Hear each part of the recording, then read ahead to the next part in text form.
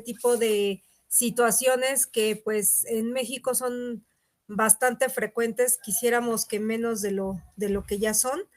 Tenemos que considerar que pues no todas las desapariciones que existen en nuestro país pues son de índole delictivo, ¿no? Hay varios tipos de desapariciones que no entran, digamos, como un delito, sino que son también desapariciones voluntarias y que tienen que ver más bien con cuestiones hasta de migración, cuestiones de problemas intrafamiliares, etcétera, ¿no?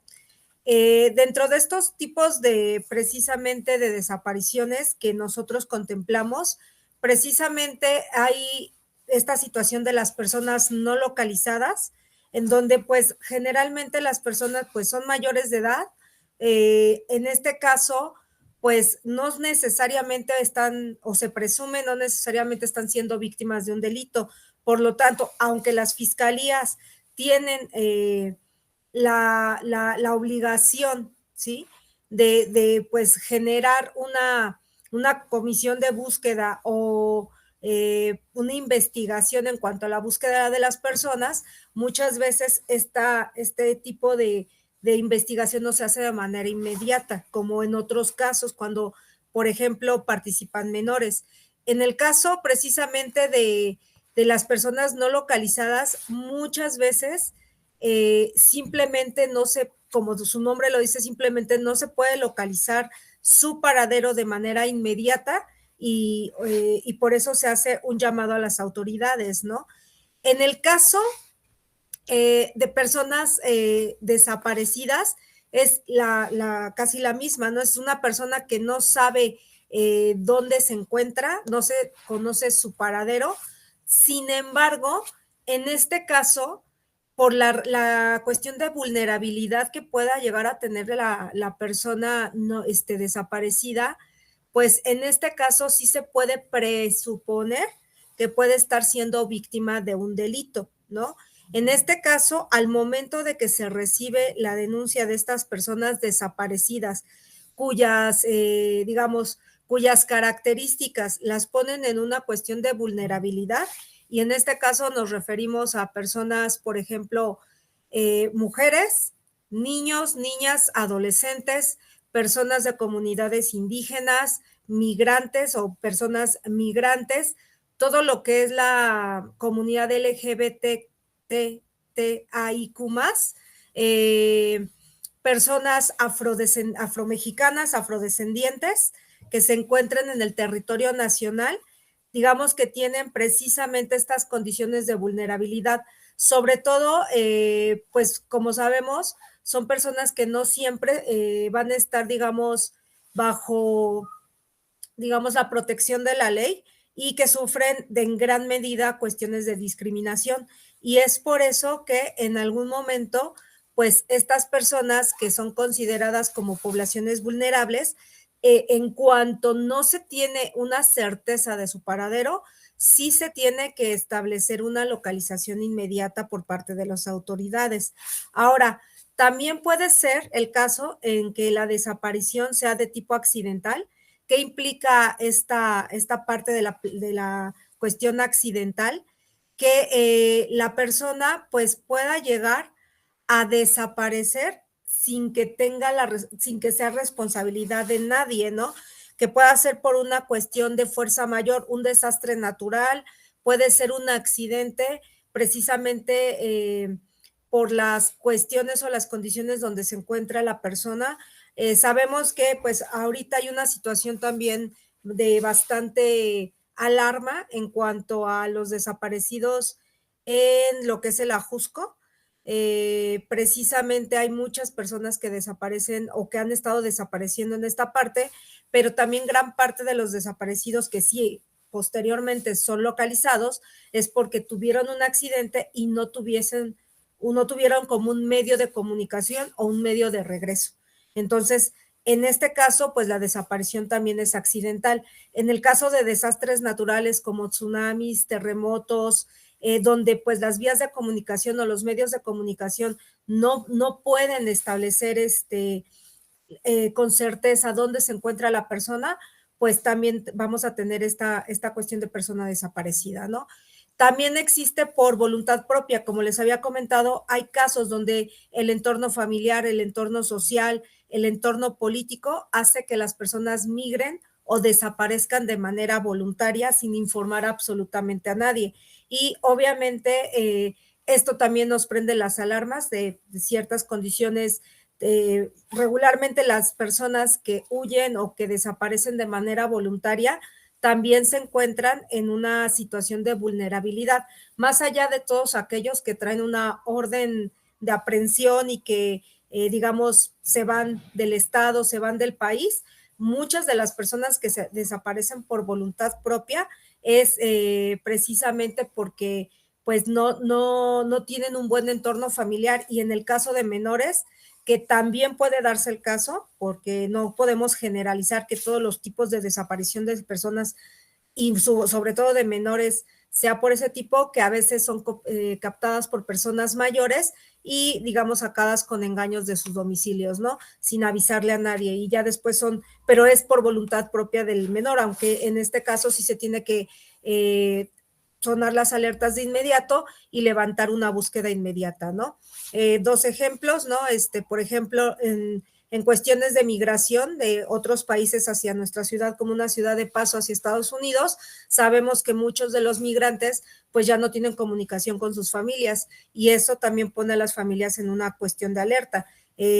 Muchas familias no buscan precisamente porque están en el entendido que están en una situación vulnerable, que no hay muchas veces comunicación de manera, digamos, como lineal, o sea, que no se van a poder estar comunicando de manera continua, la comunicación es demasiado intermitente, y ya cuando captan que están desaparecidos, muchas veces ya pueden llevar hasta meses de que no se sabe del paradero de esta persona, pero es por cuestiones de migración, o sea, no es necesariamente busca de mejores oportunidades, busca de asilo político, entre otros, ¿vale? Por voluntad de un particular que tiene que ver con delitos comunes. Obviamente en este caso la persona desaparece en contra de su voluntad, puede ser un secuestro. En este caso, pues el Estado no está involucrado en una desaparición por parte de particulares, tiene que ver precisamente con personas que desaparecen, secuestran o o digamos, pues sí, retienen a una persona en contra de su voluntad durante bastante tiempo, o en este caso pueden llegarlos hasta privar de la vida, ¿no? No todos los casos de desapariciones también van a terminar en la muerte de la víctima, ¿no? La muerte de la persona desaparecida. En muchos casos, afortunadamente, son encontrados todavía con vida, sobre todo en el caso de algunos menores que precisamente tienen esta cuestión de desaparición voluntaria. Por lo menos se sabe de su paradero, se sabe dónde están y que se encuentran con vida, ¿no? Pero bueno, eso no deja de ser que no sea un delito, ¿no? Y en el caso también de los menores, el hecho de que sean sustraídos por sus padres también es una desaparición, porque también se puede dar por lucha de custodias. Entonces, obviamente aquí en el caso, pues por voluntad de un particular, el Estado pues sí tiene una injerencia en cuanto a las investigaciones que se tienen que realizar para poder reintegrar a la persona a sus familias, ¿no? Que es el fin último que nosotros tenemos en el área de investigación como tal. Entonces, de investigación e identificación, ¿no? En el caso más en específico de la desaparición forzada, en este caso sí es un poco más delicado y es uno de los casos que precisamente han llamado más la atención en los últimos tiempos, y es precisamente cuando el Estado está involucrado precisamente en la cuestión de la desaparición de la persona, y precisamente es el Estado el que, digamos, no da las condiciones necesarias para que la persona sea localizada o se sepa de su paradero, y en algunos casos también, pues precisamente, pues digamos, tiene fallas en cuanto al proceso de investigación de la desaparición, ¿no? En este caso, pues cualquier miembro del Estado puede estar involucrado, paramilitares, policía, Guardia Nacional, y que estén, digamos, coludidos precisamente con grupos de delincuencia organizada, ¿no? Entonces, en este caso, pues sí, sí tenemos este caso de desaparición forzada, el más sonado hasta ahorita pues es el de Ayotzinapa, que seguimos ahí todavía esperando un poco más de resultados, ¿no? Y pues obviamente hay algunos elementos que son muy particulares de la desaparición forzada. En el primer caso, como les comento, es la detención o privación ilegal de la libertad sin un motivo aparente. Ahora, puede ser un arresto, puede ser un levantamiento por parte de los agentes del Estado, y en este caso, no, también no todas las desapariciones forzadas van a terminar con la vida de la víctima. Muchas veces simplemente es que lo retienen durante cierto tiempo, se niega su paradero, pero posteriormente puede que lo dejen libre, ¿no? O sea, antes era muy común precisamente que los cuerpos policíacos detuvieran sin pretexto alguno a algunos ciudadanos, básicamente búsqueda de una cuestión económica y, o de información hasta también en este caso, y precisamente en el caso de estas personas, digamos como que los mantenían dentro de una patrulla, no se decía dónde se estaba, se sabía, o sea, había corporaciones que sabían que estaba esta persona detenida, sin embargo a los familiares no se les daba una razón de su paradero. Entonces, precisamente la detención o la privación de cualquier manera por parte de elementos del Estado, termine o no con la vida de la víctima, es parte de una desaparición forzada, ¿no? La intervención del Estado, como les digo, puede ser militares, guardias nacionales, marinos, policías, o cualquier agente de seguridad que esté trabajando para el Estado y que esté involucrado dentro de una desaparición temporal o permanente, precisamente va a estar, va a configurar este delito de desaparición forzada, que es donde nosotros pues tenemos que actuar, ¿no? La negativa que va a tener precisamente el Estado, ¿no? De la privación y el ocultamiento de una persona, o dónde se encuentra, o el paradero que va a tener. Como les comento, no necesariamente es que vayan a privar de la vida a la persona, simplemente se niega el paradero, se niega que se tiene detenido, se le niega información a abogados, se le niega información a organizaciones no gubernamentales, se le niega la información a familiares sobre la suerte de la persona, ¿no? Entonces, precisamente, digamos, puede ser, como les digo, puede ser temporal, de manera temporal, o puede ser ya, digamos, permanente, ¿no? Ya cuando le privan de la vida. Las características, obviamente, cuando una persona es detenida por desaparición forzada, pues no está protegida por la ley, ¿no? En este caso, precisamente, siempre cuando es detenida sin un fundamento, sin una orden, pues no se está llevando, como se dice, el debido proceso, ¿no? Y precisamente esa es una de las cuestiones en las cuales se están violentando sus derechos humanos, ¿no? No tiene la protección de la ley, no está teniendo derecho a un debido proceso, ¿no? Ni siquiera, en algunos casos, ni siquiera se les dice por qué están detenidos, ¿no? No se les da su situación jurídica, no se les da información.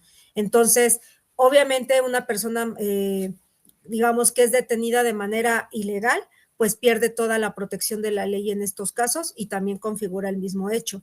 La duración o la continuidad, en este caso, como les comento, puede ser una negación permanente sobre el paradero de las personas o de la persona desaparecida, o puede ser temporal, ¿no?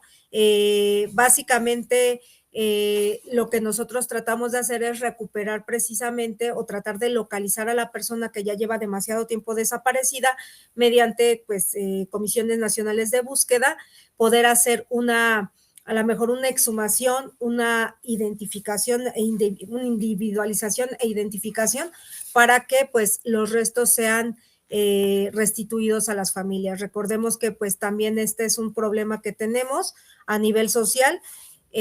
No siempre, pues las familias desgraciadamente quedan como víctimas secundarias del delito de desaparición forzada o de cualquier tipo de desaparición, y en algunos casos, pues sí, la calidad de vida, el hecho de no saber el paradero de sus familiares, la salud mental, la economía de una familia se ve comprometida por el hecho de estar buscando continuamente a sus familiares, ¿no? Entonces, obviamente, ¿en qué momento termina el delito de desaparición forzada, precisamente cuando la persona es localizada con o sin vida.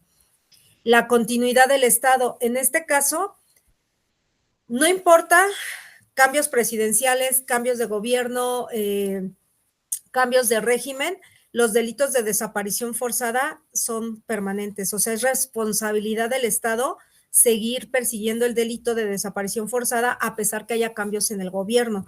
Digamos, este delito no va a tener una temporalidad. Básicamente, no hay un término si no se ha localizado a las personas, ¿no? Por lo tanto, pues se tiene que tratar de hacer una localización tanto de la persona y de la misma manera tratar de hacer una reparación del daño, sanción a los responsables de este tipo de desapariciones, ¿no? Y que sean pues precisamente que el Estado ponga todas las herramientas para poder reparar un daño, que sabemos que el daño de desaparición forzada muchas veces no es como irreparable.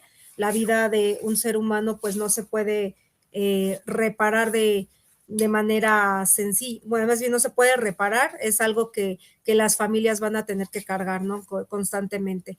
Y la otra cuestión es que las sanciones pues sí sean efectivas y sean equitativas al delito cometido, sin importar pues precisamente la adscripción política en ese momento, ¿no?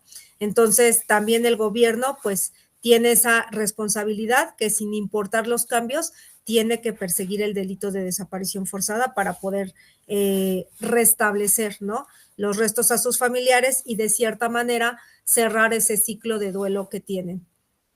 Y pues tiene un carácter pluriofensivo. ¿Qué quiere decir esto? Que otra cuestión es que muchas veces dentro de la desaparición forzada también justamente se tipifica el delito de tortura o se ejerce la tortura en contra de las víctimas, que en el caso de encontrarlas con vida también puede llegar a dejar secuelas permanentes, tanto físicas como psicológicas. Y pues precisamente esa es una cuestión que pues para la reparación del daño se tiene que tomar en cuenta, ¿no? En el caso del carácter pluriofensivo, derecho a la dignidad humana, derecho a la vida, porque muchas veces lo privan, libertad personal, protección judicial, integridad personal porque no se tiene, el reconocimiento, otra cuestión, reconocimiento de la personalidad jurídica, porque pues muchas veces también le van a quitar esos derechos, y el derecho que se tiene a que si yo soy detenido se me diga el por qué y a tener un debido proceso, ¿no? Con una defensa adecuada que pues yo pueda obtener, ¿no? Las víctimas, como les comentaba, no solamente son las personas desaparecidas, sino que también son los familiares, ¿no? Las circunstancias en las cuales se da la desaparición, independientemente de los daños psicológicos que pueda llegar a tener una víctima que es localizada con vida, durante todo el proceso de búsqueda, pues regularmente los familiares también se sienten amenazados, se pueden llegar a sentir intimidados por las autoridades. Tenemos casos donde desgraciadamente los colectivos de buscadores pues han tenido las represalias de los grupos delincuenciales por estas cuestiones de desaparición también forzada, y ya han empezado también a atentar contra la vida de los grupos no gubernamentales en cuanto a pues sí, los privan también de la vida, ¿no? Por estar buscando a sus familiares. Entonces, precisamente, no solamente es el daño físico que sufren las víctimas, no solamente es la privación, sino también el daño psicológico y también económico, ¿no? Social también, porque muchas de las familias que tienen un caso de desaparición, ya sea forzado de cualquier tipo, también son estigmatizados socialmente, ¿no? Sabemos que la estigmatización social pues también es un factor fuerte de marginación. Muchos de las familias que tienen un desaparecido desgraciadamente sufren de esta marginación social porque dicen, bueno, si desapareció es porque estaba involucrado en situaciones no tan legales, ¿no? A veces se pone en duda también la situación eh, la situación económica, con qué grupos delincuenciales se pudo haber juntado la persona desaparecida, ¿no? Y hacen un proceso de revictimización. O sea, no es solamente la desaparición, no solamente es la angustia de la búsqueda, no solamente es el daño psicológico por no saber dónde se encuentra el familiar, sino que pues desgraciadamente también la sociedad pone el dedo en la familia y dice pues seguramente tenían vínculos con organizaciones delincuenciales, ¿no? Y eso pues sí es también una causal de marginación social, en la cual hasta llegan a perder trabajos, calidad de vida, servicios y bueno, a fin de cuentas es una situación que pues rompe el núcleo social, ¿no? En el caso de los niños y niñas, pues también, desgraciadamente, tenemos casos en los cuales pues son también niños que son desaparecidos de manera forzada, víctimas que son víctimas directas de la desaparición, o pues que también son los huérfanos de las desapariciones forzadas o de las desapariciones, ¿no? Que también tenemos varios casos en los que pues hay niños que se quedan en el abandono, a cargo de familiares en un contexto económico bastante marginal, que ya no pueden ir a la escuela, que precisamente ya están padeciendo pues las secuelas de la desaparición, ¿no? Y de hecho, pues muchos de estos niños, pues es obvio que tienen que tomar, bueno, niños y familiares se les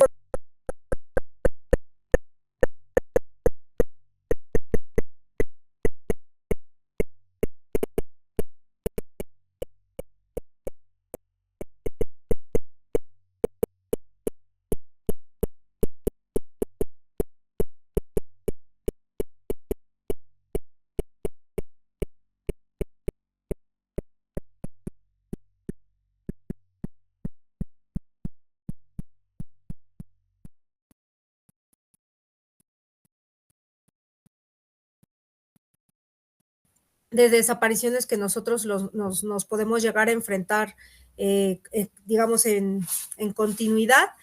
Y obviamente para poder nosotros realizar como, ya sea como antropólogos, ya sea como dactiloscopistas, ya sea, digamos, como odontólogos forenses, nosotros necesitamos para poder hacer cotejos y poder hacer confrontas de identidad, pues los datos antemortem de los sujetos o de las personas desaparecidas.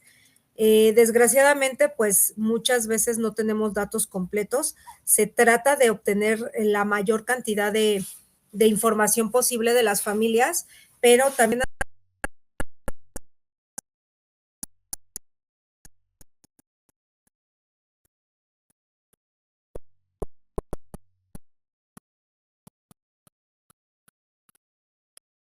también ahí se da la desaparición de personas.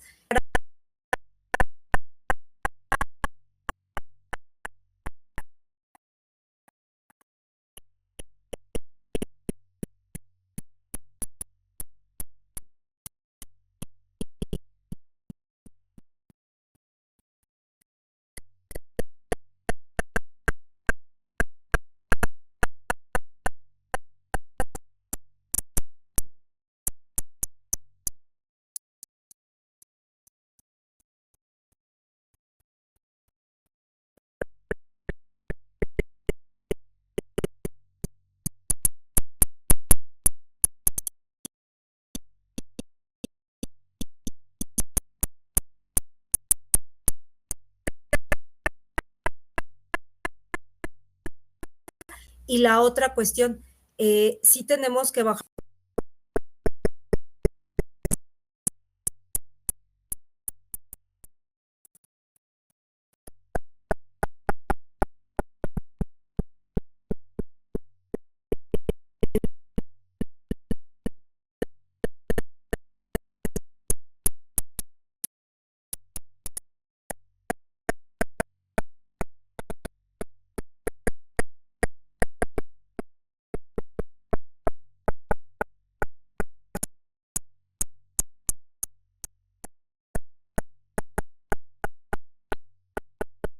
en cuanto a la obtención de la identidad de los sujetos, ¿no?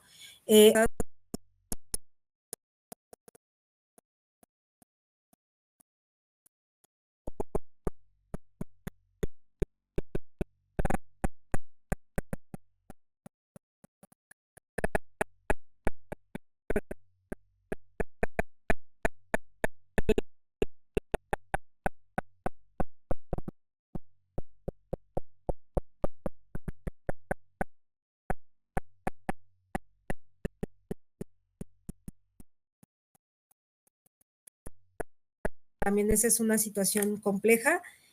Hay mucho rezago en cuanto a la al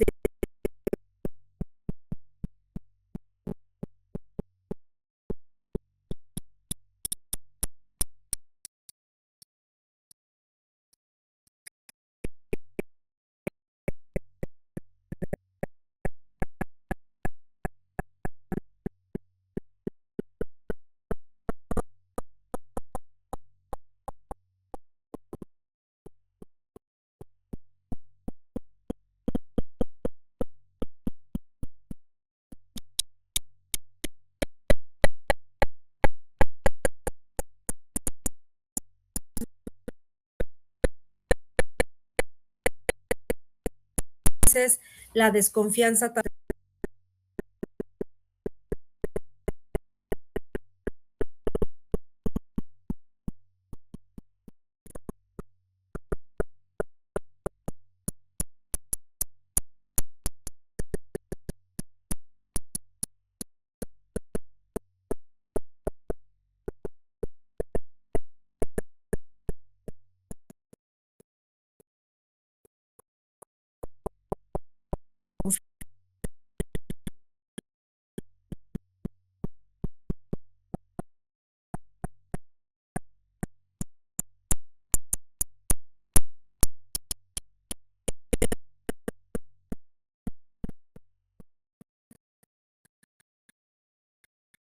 o sea, antropología, aunque sí identifica algunas cuestiones, tenemos que tener la certeza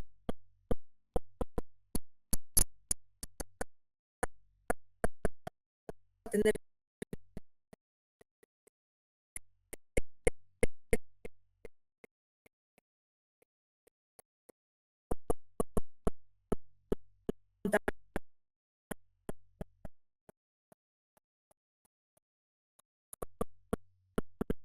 la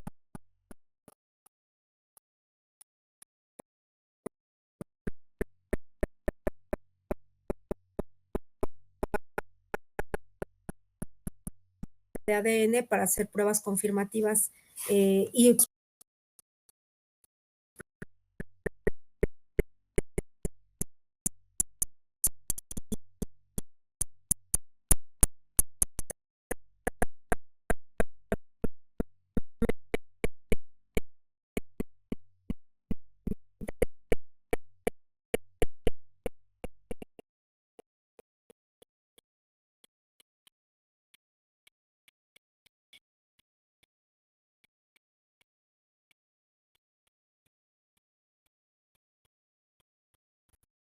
o el Estado debe de tener precisamente una forma de manejo de datos, ¿no?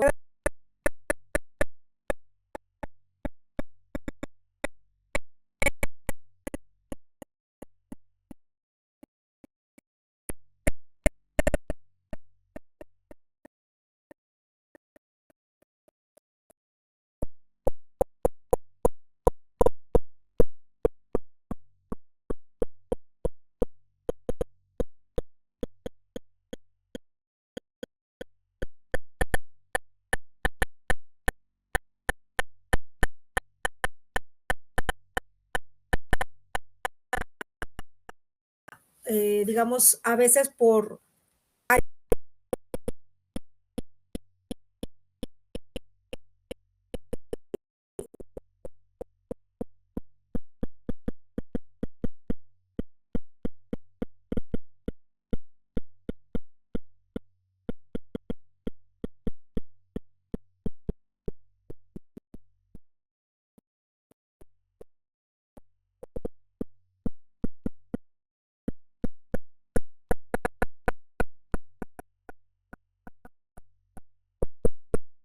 cuestión de que la sobrecarga de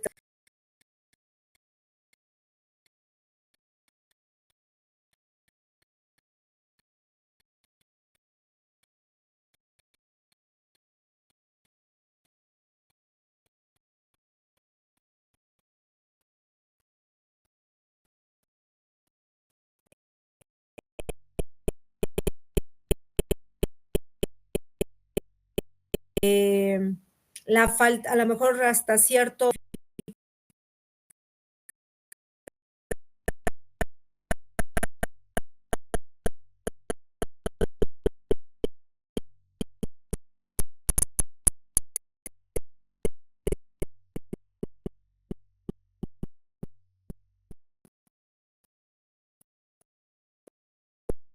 encuentra en el servicio médico forense, no se lo entregan a los familiares porque no tienen la información a la mano, ¿no? O se transpapeló.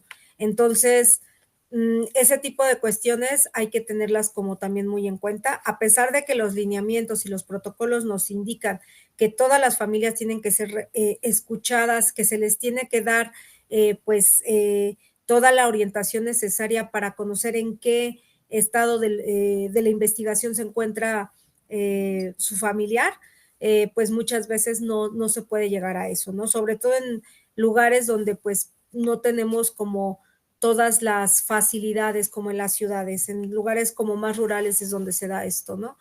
En el caso de las entrevistas con los familiares sí tenemos que ser muy cuidadosos porque de por sí ya tenemos situaciones en las cuales están siendo revictimizados por la situación de la desaparición, eh, en la cual pues tenemos que tener mucho tacto, muchas veces tenemos que estar acompañados de un psicólogo porque hay que prestar primeros auxilios psicológicos para tratar de calmar a los familiares y ya que estén calmados que podamos hacer una entrevista un poco más, digamos, más certera con una información un poco más pensada, racionalizada y pues esto también es importante, ¿no?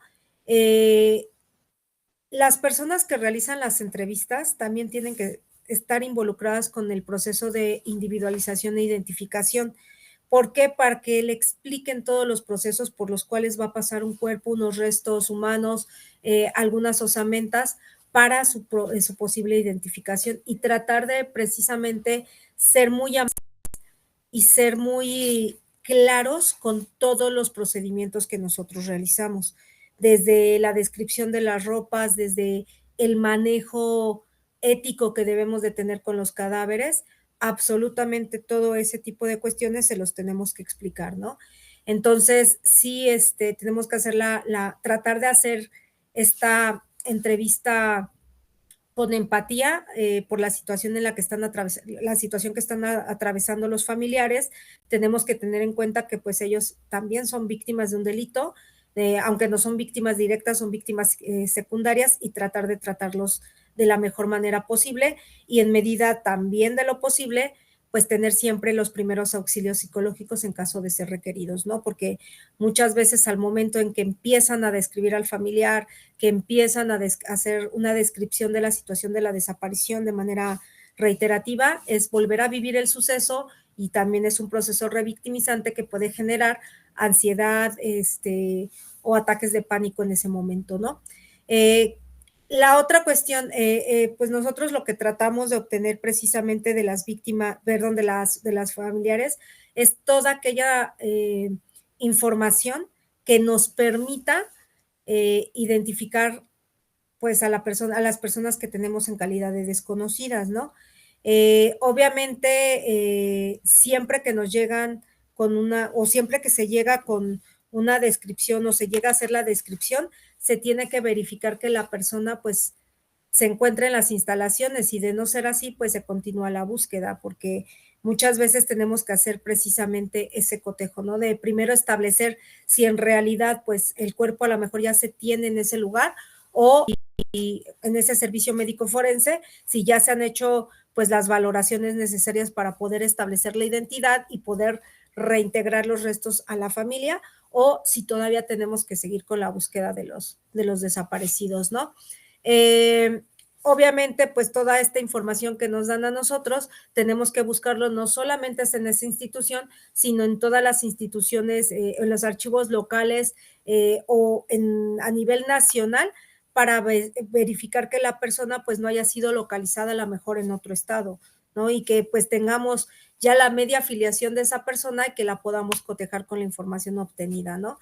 Como les comento durante la entrevista, regularmente nosotros tenemos que tener personal especializado en áreas forenses, desde una persona que se dedique a la genética forense, que le explique a la persona cuál es el proceso por el cual se va a identificar, cuáles son las muestras que se van a obtener de ese cadáver y de la persona o de los familiares, para poder realizar precisamente estas filiaciones parentales genéticas. Entonces, precisamente es deber del personal forense hacer la entrevista y encontrarse también presente cuando se realiza la recolección de datos ante mortem, ¿no? La otra cuestión es que debido a la naturaleza de las desapariciones, debido a este tipo de situaciones, nosotros tenemos que disponer de un lugar en específico para que pueda haber una relación más, uno, más cercana con los entrevistados, con los familiares, que aunque sabemos que nosotros debemos de tener cierta distancia, pero cuando se trata de este tipo de casos, pues sí, nosotros tratamos de precisamente mantener una relación lo más cordial posible, lo más amable posible, porque de los familiares depende también nuestro trabajo, ¿no? La forma en la que nosotros llenemos precisamente esta información ante mortem, ¿no? Eh, Trato empático, tener siempre a la mano y ya listos los formularios o las cédulas de recopilación de datos para que no les hagamos perder tanto tiempo, no estar así de, lo voy a imprimir, permítame un momento, voy por ellos, porque esos espacios de tiempo muchas veces también empiezan a generar ansiedad y molestia en las personas que se encuentran dentro de la entrevista, ¿no? Igual, siempre escuchar, no interrumpir a las personas, no completar respuestas, porque pues eso no es nuestra labor. Muchas veces nosotros, al momento de que estamos completando respuestas para que los familiares, digamos, den respuestas más rápidas, sobre todo por cuestiones a veces de tiempo. Nosotros a veces estamos muy limitados de tiempo, pero siempre tratamos de mantener una comunicación efectiva con las familias, tratar de que se sientan no interrumpidas para que no genere también molestias y corten la entrevista. Y tampoco nosotros influyamos en las descripciones que nos puede llegar a dar la persona. De hecho, en algunos casos también se pueden contar con algunas tarjetas, por ejemplo, de colores, con colorimetrías, con figuras de figuras humanas, o sea, de fenotipos humanos, eh, de complexiones, de formas de la cara, para que para ellos sea más fácil señalar y que nosotros podamos tener como una información un poco más complementaria, ¿no? Y eso también precisamente al momento de que enseñamos como tarjetas y hacemos este tipo de dinámicas, también puede resultar un poco menos tedioso para los familiares, ¿no? Otra cuestión es que las personas no pueden entrar solas, siempre necesitan entrar con otros familiares o con amigos cercanos que ayuden si tenemos una situación de ansiedad o de estrés o que la persona ya no quiera cooperar precisamente con la descripción o que la persona ya no recuerde ciertas características de la persona. Y esto se da precisamente cuando ya no recuerdan ciertas características es porque la desaparición ya lleva mucho tiempo, muchos años.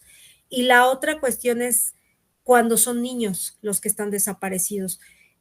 Regularmente con los niños es un poco más complicado porque si son niños muy pequeñitos cuando desaparecen, pues los cambios físicos son muy rápidos y también depende mucho de las condiciones en las que tengan a ese menor, ¿no?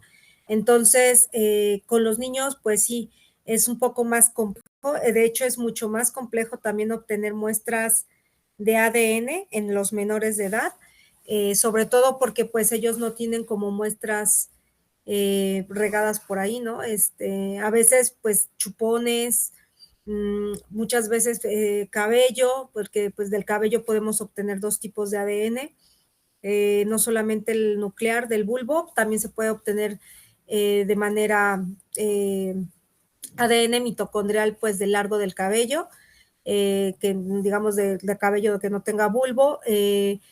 A fin de cuentas, con los niños es más complicado, ¿no? Y a veces sí vamos a necesitar de no solo una persona, sino de dos que se apoyen a complementar precisamente la descripción que nosotros estamos haciendo de los familiares, ¿no?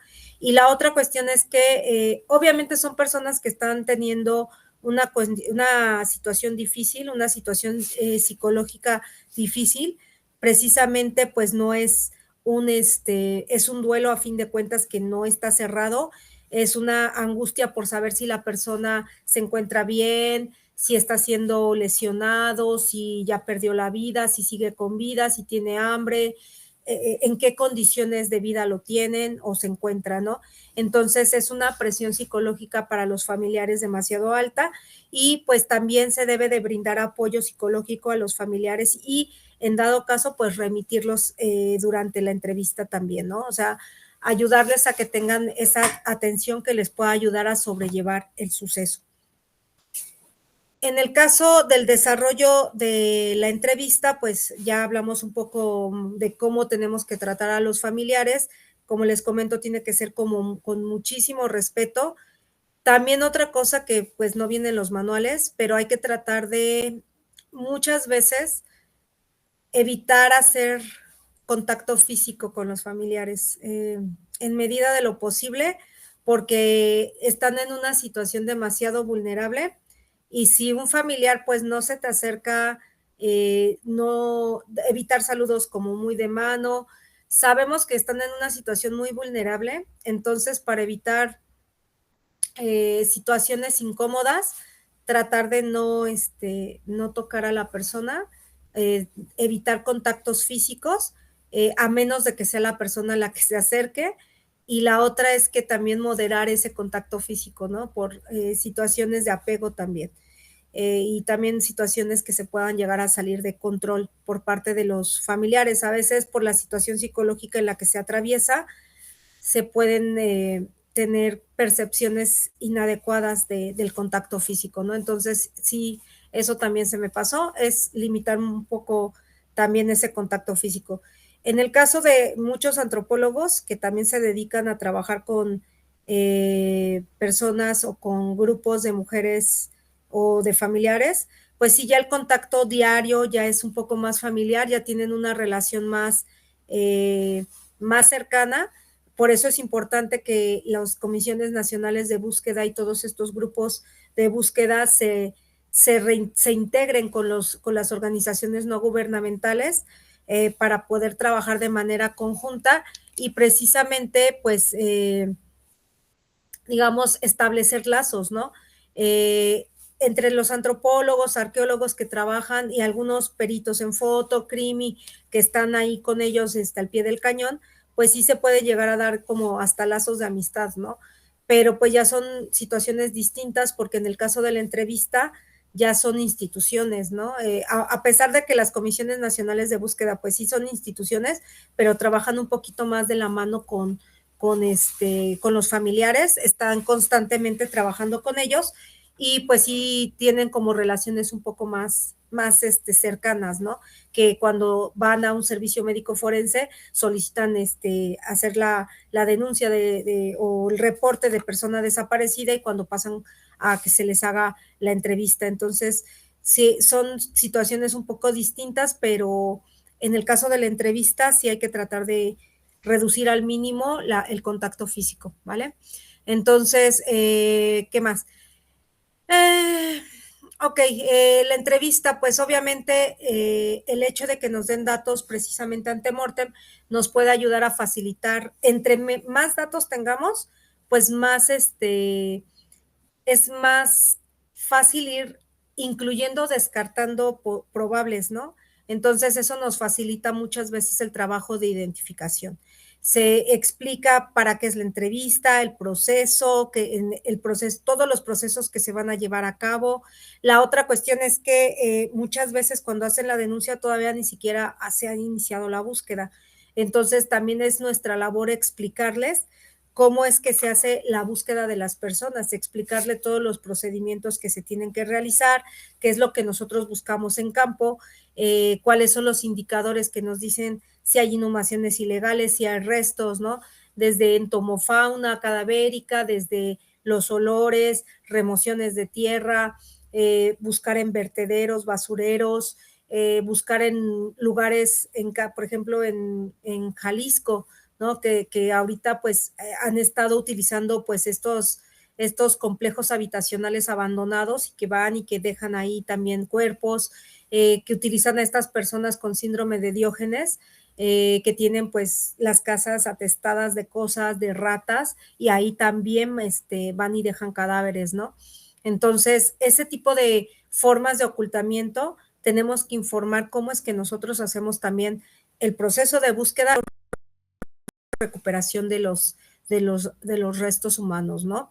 Y la utilidad que se le tiene que dar y pues lo que les he dicho durante casi lo que llevamos de plática, usar lenguaje sencillo, claro y preciso durante toda la entrevista, explicar con los términos más sencillos que nosotros podamos llegar a encontrar, porque a veces es gente que no tiene pues mucha educación en ciencias forenses.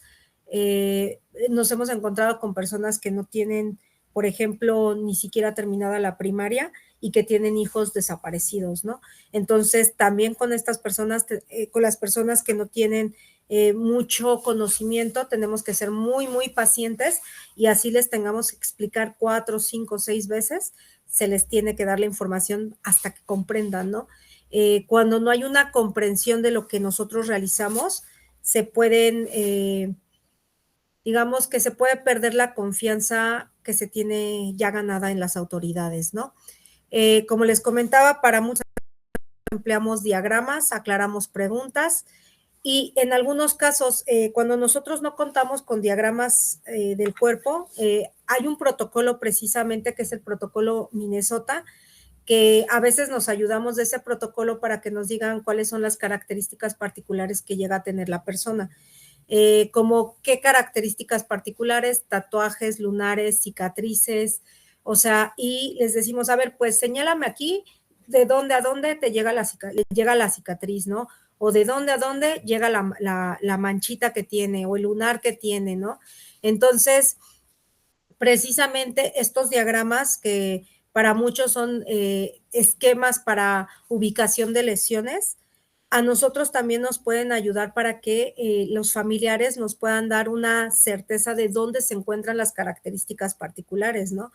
Los tatuajes que tengan, pues tiene un tatuaje de hombre lobo en el pecho, ¿no? Y que abarca de aquí, o sea, del esternón hasta el estómago, ¿no? Hasta el ombligo, y nos lo describen y ya sabemos el tamaño que tiene, los colores que tiene, sin que ellos tengan que utilizar un lenguaje muy complicado, ni que nosotros tengamos que utilizar un lenguaje extremadamente complicado, ¿no? Paletas de colores, no solamente para la coloración de las prendas, muchas veces ya también para el color del cabello, de los ojos, de cualquier objeto que ellos estén portando al momento de la desaparición, ¿no?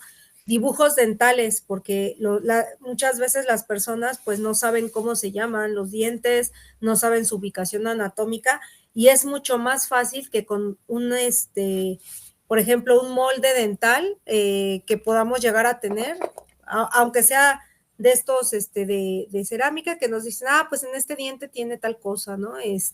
Una fractura o le falta este diente y nosotros de ahí ya obtenemos información para poder elaborar el odontograma y poder establecer pues cuáles son las características dentales del individuo sin que ellos nos tengan que hablar con un lenguaje demasiado técnico, ¿no? Igual, todas las entrevistas también tienen cierto grado de subjetividad, ¿no? ¿A qué nos referimos con eso? Que nosotros vemos a las otras personas desde nuestra propia experiencia y perspectiva. Por ejemplo, hay personas que pueden decir, ¿no? Pues es que es muy alto, ¿no? Entonces, pues la persona que está describiendo a lo mejor mide unos 50. Entonces, ¿qué es alto para esa persona? ¿Cuál es la percepción de alto, no? O la percepción de, es que es muy blanco, o sea, ¿cuál es la percepción de piel blanca? Entonces, también esa parte de la subjetividad, o para esa parte de la subjetividad, pues también lo tenemos que tomar con ciertas reservas, o sea, no, perdón, no todas las personas van a tener la información así puntual, ¿no? Fidedigna, puntual de cuáles son las características que van a tener estas personas. Entonces, sí es importante que también contemplemos qué tan subjetiva es la información que nos están dando, incluso de los detalles de la desaparición, porque pues yo sé, todos, digamos, no todas las personas que desaparecen, pues son víctimas, ¿no? También hay personas que realmente sí están involucradas con la delincuencia organizada. O sea, no así como no generalizo que todos los desaparecidos tienen que ver con eso, tampoco no todos los que desaparecen pueden no estar involucrados, ¿no? Hay personas que pues sí sabemos que se dedicaban a ciertas actividades no lícitas y que pues están en esta cuestión de desaparición, ¿no? Se hacen los requerimientos, pero pues tenemos como un conocimiento previo de que las personas o los familiares pues no nos van a decir a qué se dedican. Entonces, puede ser que nos digan, pues estuvo, algo que nos facilita mucho la información también es cuando nos dicen que ya estuvieron detenidos. Entonces, ahí ya tenemos como también un archivo de características físicas de la persona. Al momento de ingresar, se les toman fotografías de frente, de perfil, se toman su media afiliación, sus datos generales, y siempre nos van a decir, no, es que fue por un error, ¿no? La gran mayoría sí llegan a decir, es que lo detuvieron por error, ¿no? Porque lo confundieron y o porque no quiso dar dinero. Entonces, también el hecho que nos digan si estuvieron detenidos a nosotros nos ayuda mucho porque también le va a quitar ese peso de subjetividad a la información que nos están dando porque ya tenemos un archivo probablemente a cuál consultar, ¿no?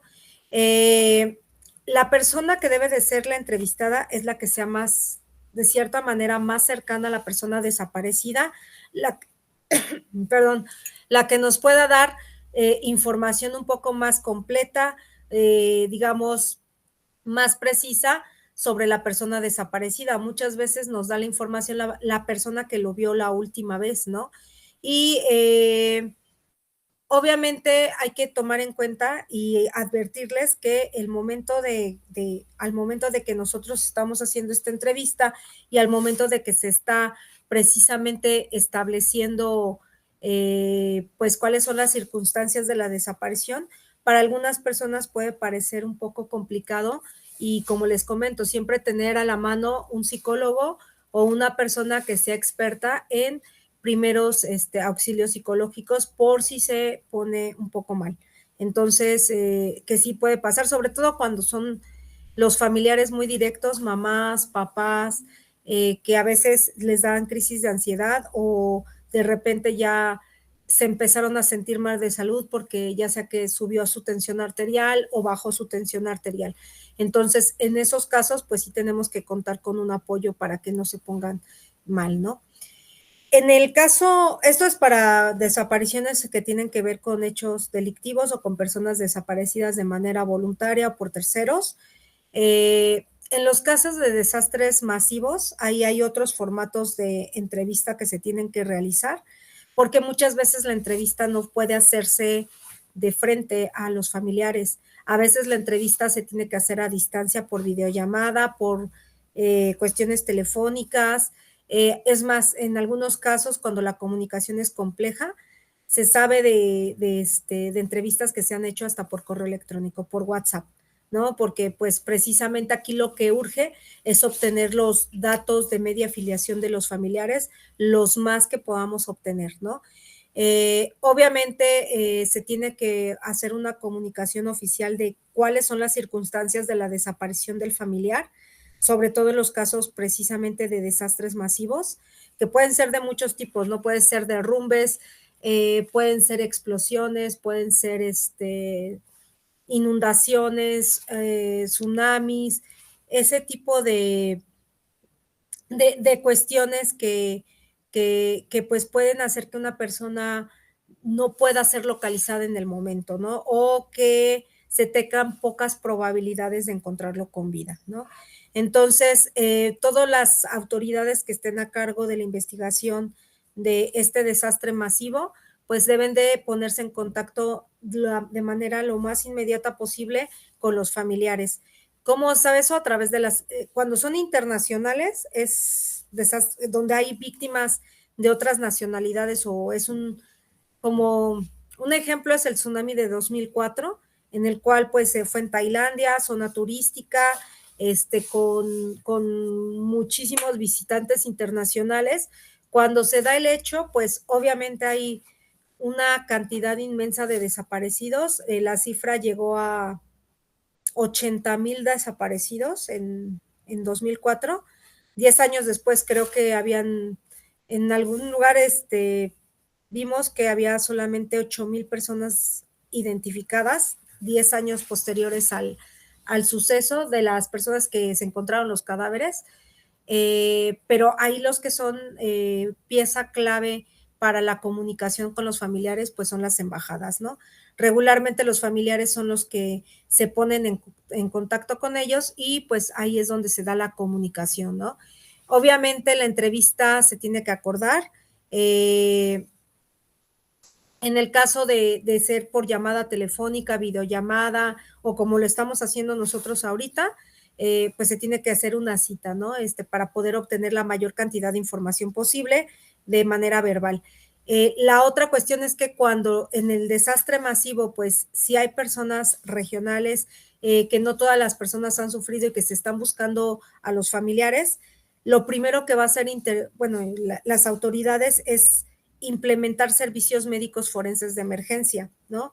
Igual Tailandia fue como no, fue como una experiencia que ayudó a la generación de protocolos de intervención en desastres masivos. Cuando se da un desastre de esta magnitud, lo primero que se tiene que hacer es, pues, preparar un lugar para el depósito de cadáveres, sobre todo un lugar que ayude a la preservación del cadáver y sus características físicas en donde se puedan hacer todos los trabajos de identificación. Entonces, en el caso precisamente de este tipo de desastres, los cadáveres deben de estar en un depósito y las entrevistas se tienen que hacer lejos de los depósitos de cadáveres. ¿Por qué? Porque el choque muchas veces puede ser emocional, puede ser muy fuerte si las personas pasan directamente a la identificación de los cadáveres. También por cuestiones de salubridad no se puede hacer porque pues a fin de cuentas un cadáver en estas situaciones son residuos peligrosos biológicos infecciosos que pueden poner en peligro la salud pública.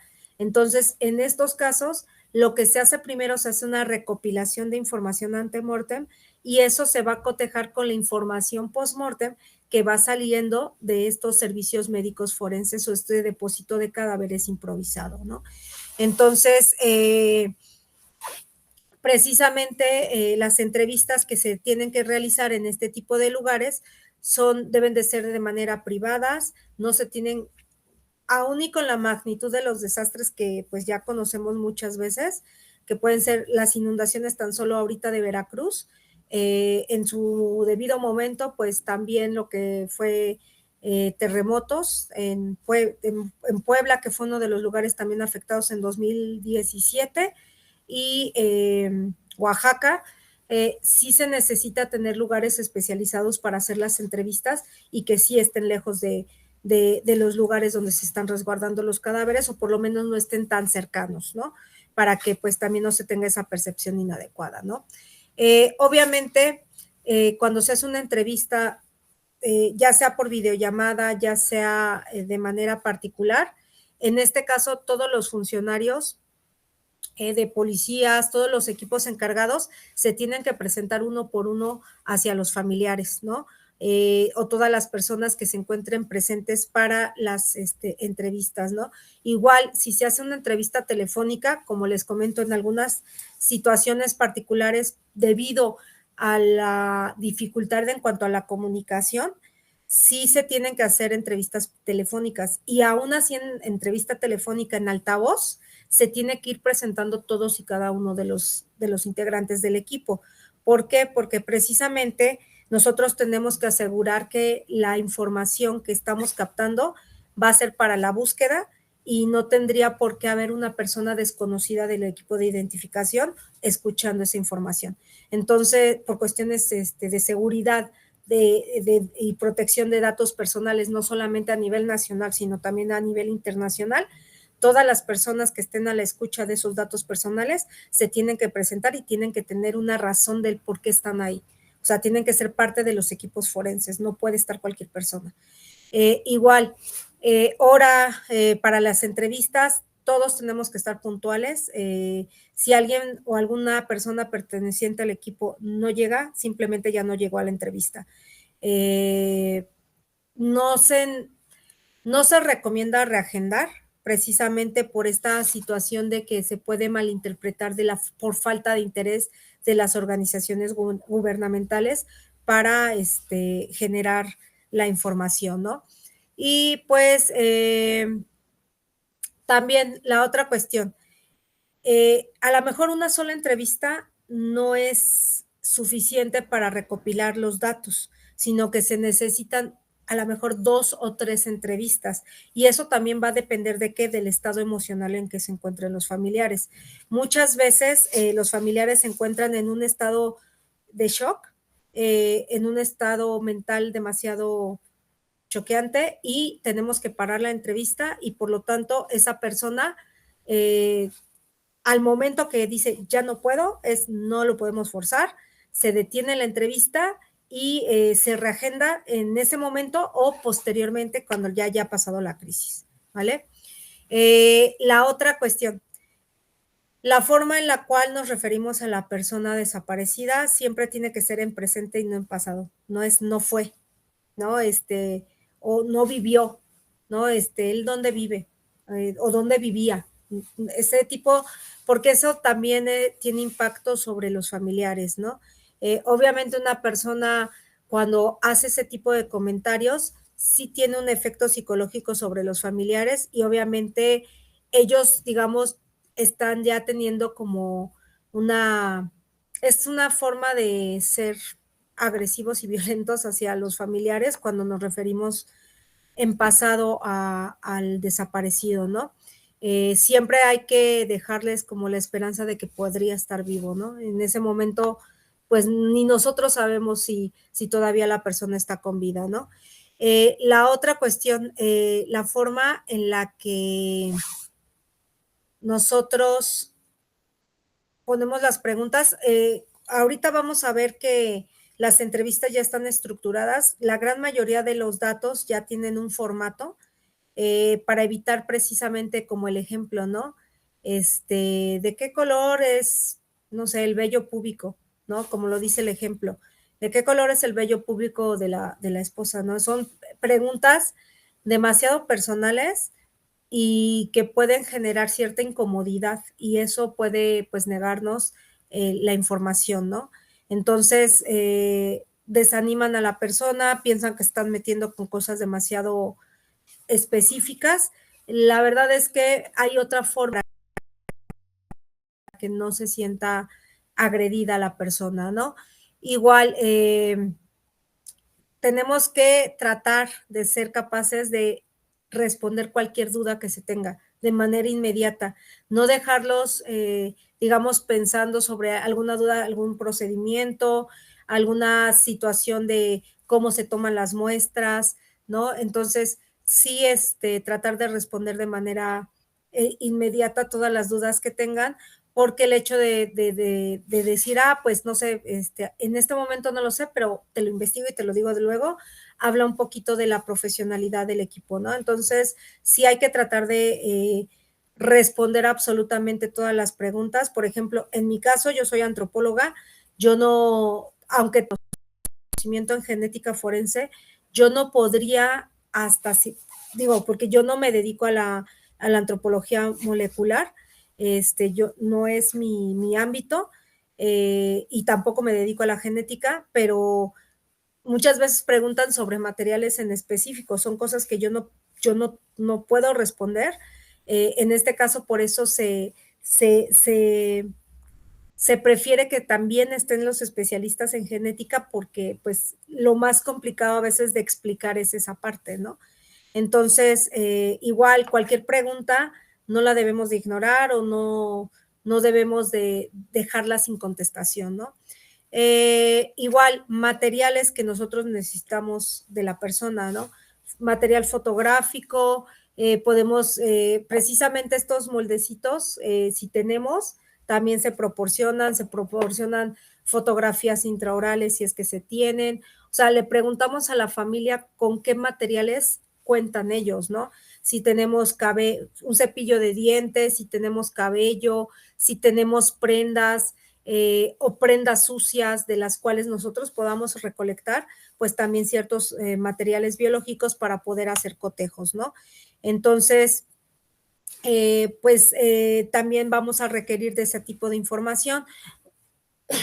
Perdón, historial médico, por ejemplo, si tienen radiografías, si tienen tomografías, cualquier, digamos, estudio que nos pueda ayudar con la identificación, pues se los vamos a pedir a los familiares. Entonces, eso también es una parte importante. Y otra cuestión, muchas veces la recopilación de todos esos indicios se tienen que hacer en la casa directamente de los familiares.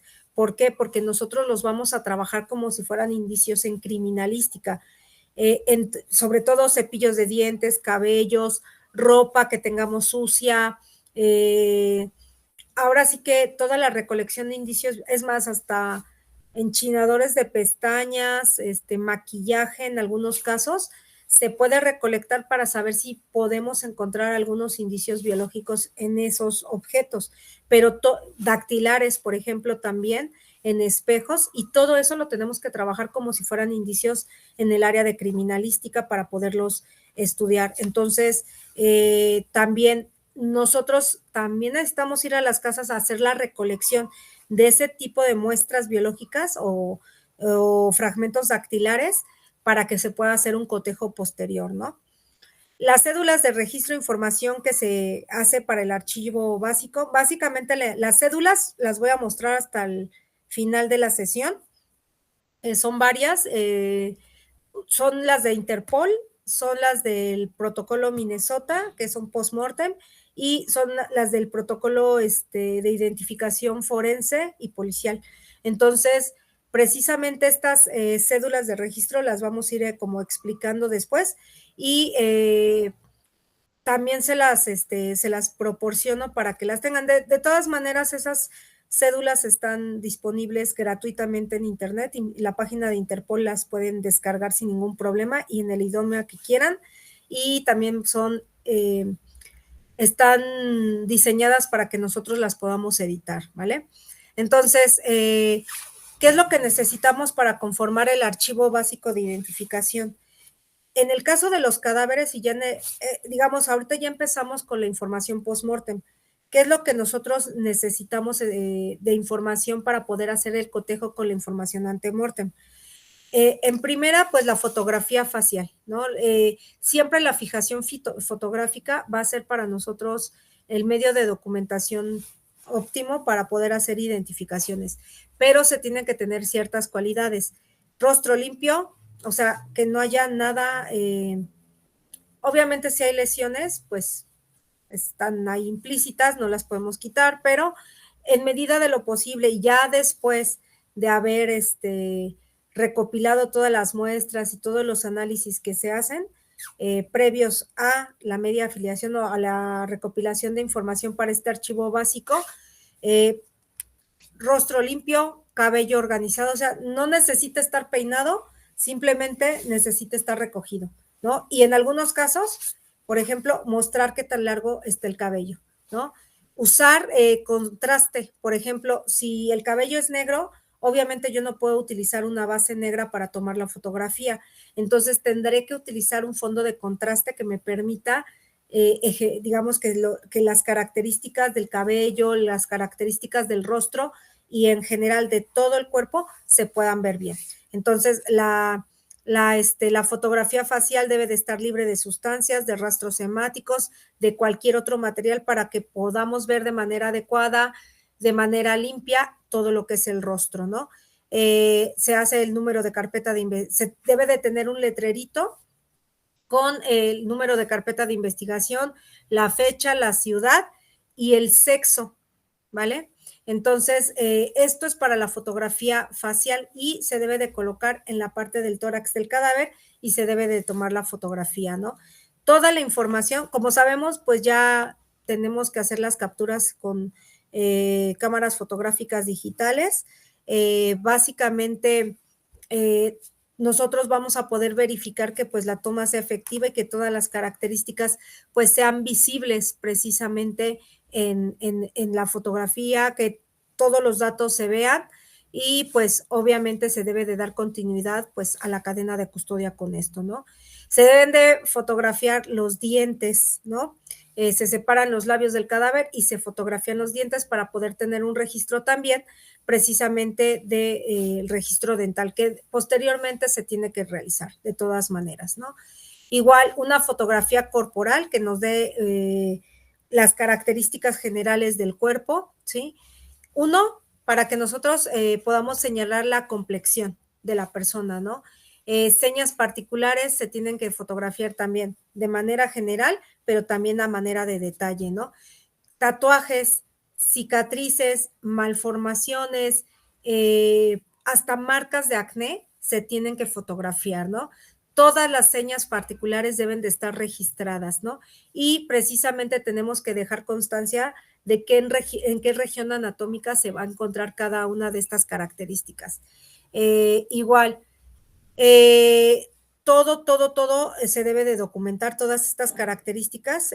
Muchas veces ahorita me parece que hay un proyecto para generar una base de datos de tatuajes a nivel nacional, porque los tatuajes han sido una gran ayuda para la identificación de personas, sobre todo porque pues los tatuajes, sobre todo los tatuajes que son mucho más visibles, ¿no? Tatuajes muy visibles precisamente son los que han ayudado a que las personas puedan llegar a ser identificadas, ¿no? Igual, se tiene que tomar parte anterior del cadáver, todo lo que es la fotografía general, parte posterior, lateral izquierda y lateral derecha, ¿no? Y obviamente tratar de documentar de la mejor manera posible, pues, cuáles son las características que va a tener la persona, ¿no? En el caso, las fotografías de cadáveres, cuando ya están digamos, con un alto grado de descomposición, ya están demasiado con periodo cromático, periodo enfisematoso, que ya han perdido los rasgos faciales o que se encuentran con cualquier tipo de tratamiento térmico, que ya sea no solo calcinados, sino también carbonizados. Solamente se deben demostrar los detalles de las sellas particulares, no se debe demostrar completa la fotografía, ¿no? Entonces, precisamente esas señas particulares son las que nos pueden ayudar a hacer la identificación y también evitar generarles una visión del cuerpo del familiar que a lo mejor puede que no sea tan agradable. La gran mayoría de los familiares siempre quieren pasar a hacer el reconocimiento, así se encuentre en un estado muy avanzado de descomposición y a veces los rasgos ya no se pueden ver. Entonces, en estos casos, lo ideal es irnos a características particulares como los tatuajes lunares, cicatrices, los hemangiomas, que muchas veces todavía son visibles después, aun cuando se encuentran en esta descomposición, en periodo enfisematoso, eh, para evitar como este choque psicológico, pero pues si los familiares regularmente sí piden ver a los cuerpos, ¿no? Estén como estén. Y pues sí es una cuestión bastante fuerte, ¿no? Las prendas de vestir, igual, esto va seguido de la cadena de custodia. Obviamente, nosotros tenemos que verificar que se encuentre una fotografía. Si el cadáver está vestido, tenemos que tener una fotografía de cómo estaban colocadas las prendas, ¿no? La posición en la que son encontradas también las prendas. Del lugar de intervención, el contexto de inhumación o de localización del cuerpo también es importante para nosotros, ¿no? Cuáles han sido las etapas de análisis que han tenido esas prendas y pues toda la documentación fotográfica que se tenga del lugar, ¿no? Donde fue encontrado el cuerpo, ¿no? La otra cuestión, antes de que nosotros procedamos precisamente a desvestir el cadáver, tenemos que establecer si hay concordancias entre las manchas, ya sean manchas hemáticas, rasgaduras de la ropa con las lesiones que tiene el cadáver, ¿no? Con precisamente la dirección, ¿no? Entonces, también tratamos de relacionar precisamente las manchas biológicas y no biológicas del cadáver. Y pues sí, si hay una lesión, por ejemplo, que encontremos por disparo de arma de fuego, que pues sea coincidente con la ropa, porque si no, eso quiere decir que lo vistieron después y lo cambiaron. Entonces también tenemos que ver las concordancias entre las lesiones. Lo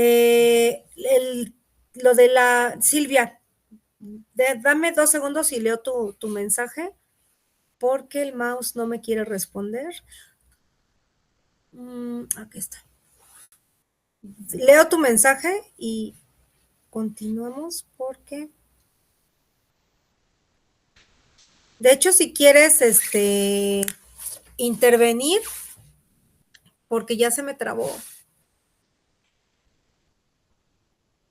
¿Quiere que le lea el mensaje, maestra? Sí, por favor, porque a mí como que se me frició la computadora. Sí, no hay cuidado. Dice, me hace ruido ese tema de las prendas, pues en mi ciudad las prendas no son certeza de una identidad. No es que sean certeza de identidad, pero son rasgos que los familiares a veces nos dan. O sea, sí, las prendas no van a ser certeza de la identidad. A veces, por ejemplo, cuando nosotros hacemos un perfil biológico, ¿sí? Nosotros determinamos sexo, pero determinamos sexo biológico. No damos identidad de género.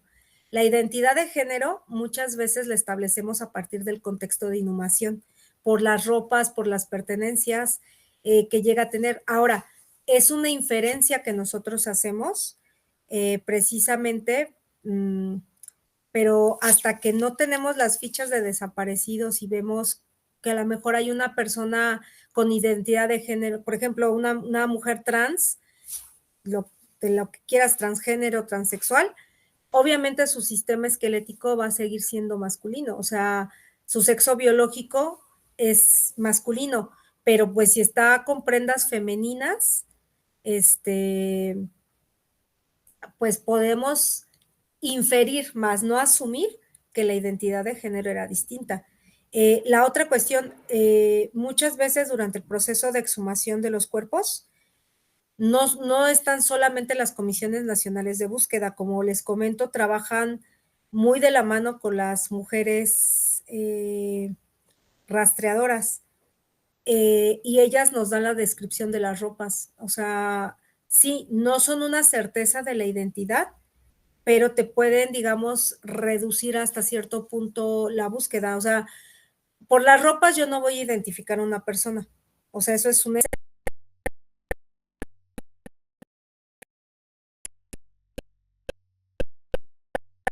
ropa que te describió una mamá de que era la ropa con la última vez que vio a su hijo, ¿no? Obviamente yo a ese cadáver le tengo que hacer todas las pruebas de identificación, o sea, no por las ropas lo voy a identificar, sino que sí tengo que tener una certeza del 100% de la identificación de ese cuerpo, o sea, no, las ropas nos ayudan, pero sí, no son certeza de identidad porque si es una persona migrante y la última vez que lo vi con jeans y una camiseta tipo sports con un logotipo de Michael Jordan,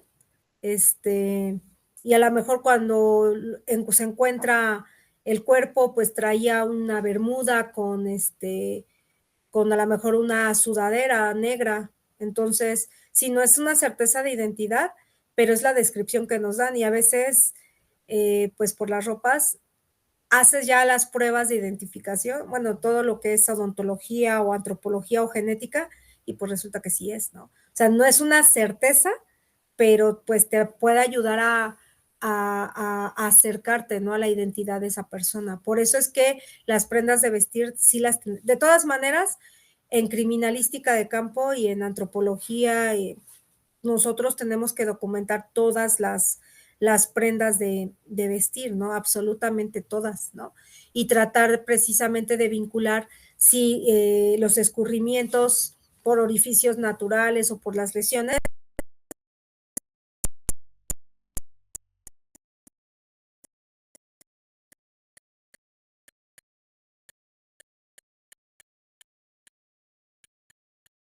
pues sí son coincidentes, ¿no? Con la persona, ¿no? Entonces, por eso sí puede causar ruido porque la ropa no es una confirmación de identidad, pero nos ayuda a acercarnos, ¿no? Por eso es que le damos también esa importancia, ¿no? Retirar prendas, obviamente, checar, ¿no?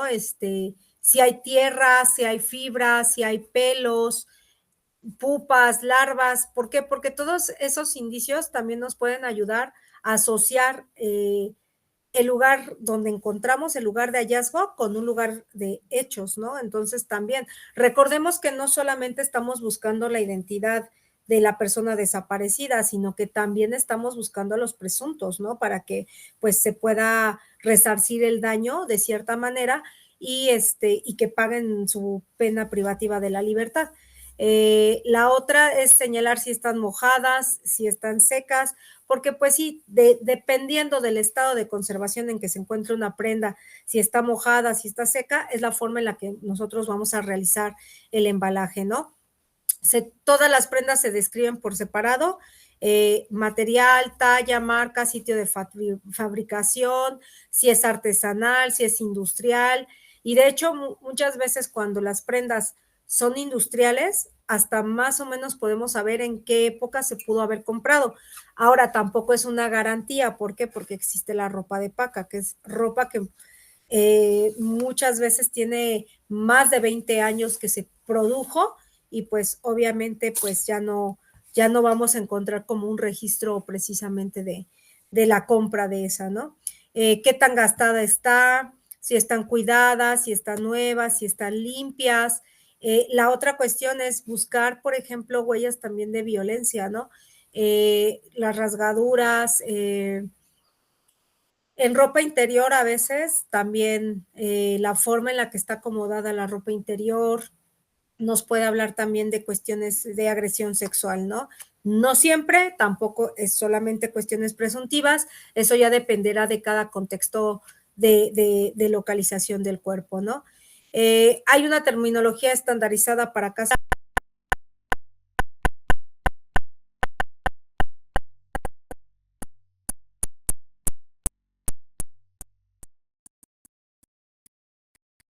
con un equipo de fútbol, con un sindicato, o sea, cualquier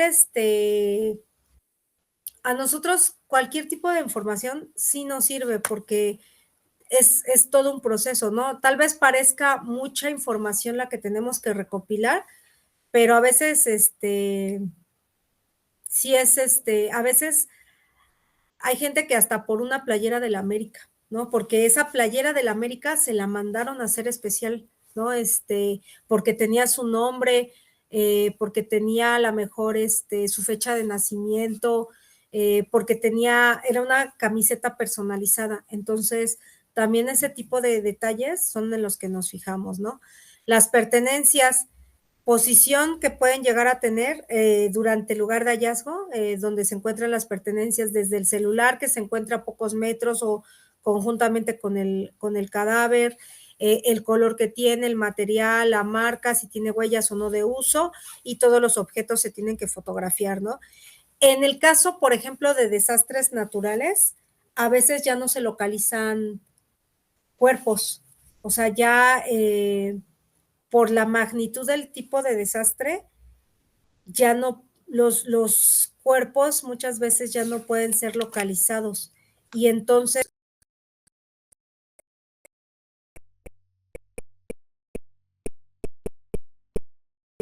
objetos para que los reconozcan.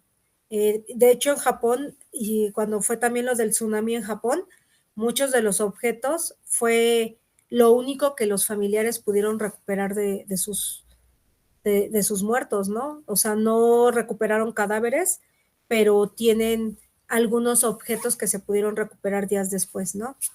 La descripción física,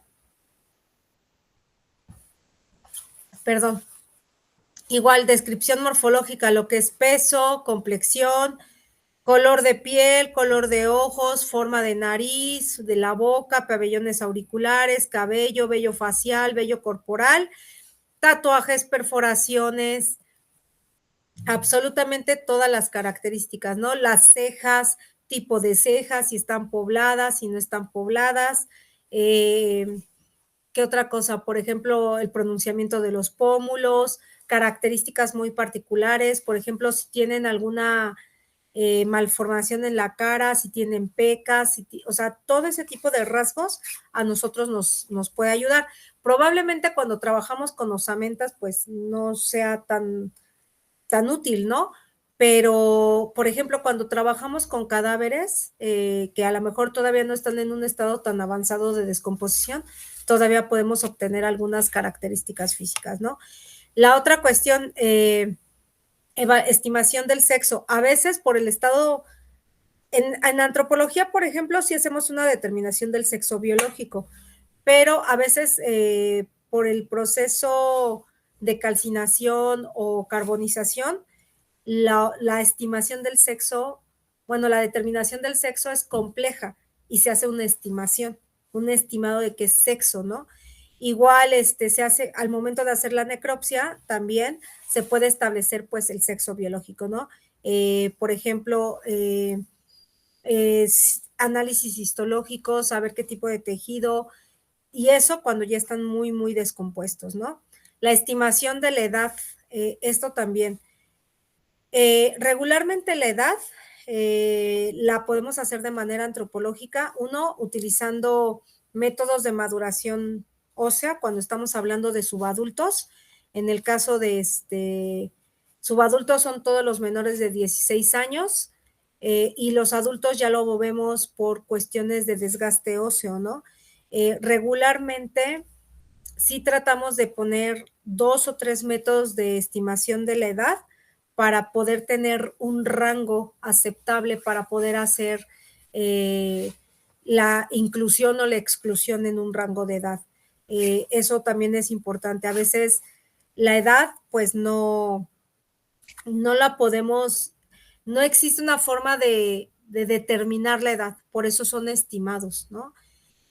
Obviamente cuando hacemos una suposición, por eso utilizamos muchas veces métodos radiológicos, porque visualmente una persona por su condición de salud, a lo mejor por sus condiciones de vida, por ejemplo, en personas que han estado desaparecidas mucho tiempo y que estuvieron secuestradas o que fueron captadas por la delincuencia organizada, pues los vamos a encontrar, digamos, con las secuelas de la utilización de alcohol, de drogas, con enfermedades. Entonces, obviamente, eso hace que haya una estimación de edad errónea.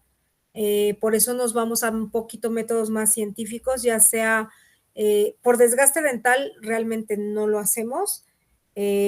Por erupción dental, se puede, sí, pero no siempre, no en todos, es que esa es otra cuestión. La odontología forense también estima la edad y sí es precisa, pero el tercer molar no es un indicativo tampoco de edad. O sea, tenemos personas que a partir de los 35 años apenas está erupcionando el tercer molar, o personas a las que nunca erupcionó. Entonces, en el caso de la odontología, como bien lo comentas, es una estimación también, no es una determinación. Nadie te va a decir que te va a determinar la edad. Y si te dicen que están determinando la edad, pues ahí hay como una mentirita muy, muy, muy sutil, porque precisamente es una estimación, vamos por rangos. ¿Por qué? La estimación de la edad tiene varios factores que pueden incidir en la misma. Por ejemplo, en cuestiones de odontología forense, la edad puede haber procesos de maduración tempranos por el sexo, por la alimentación, por la actividad física y por la utilización de los dientes como herramientas de trabajo y por algunas patologías. Y patologías, por ejemplo, metabólicas, ¿no? Que retarden o aceleren precisamente los procesos de maduración dental. Hay maduradores tempranos y hay maduradores tardíos. Por eso hablamos de estimaciones tanto en antropología como en odontología. Nosotros no determinamos. En el caso de la odontología, se puede hacer, sí, por el tercer molar, pero realmente el tercer molar no es tan indicativo de una edad.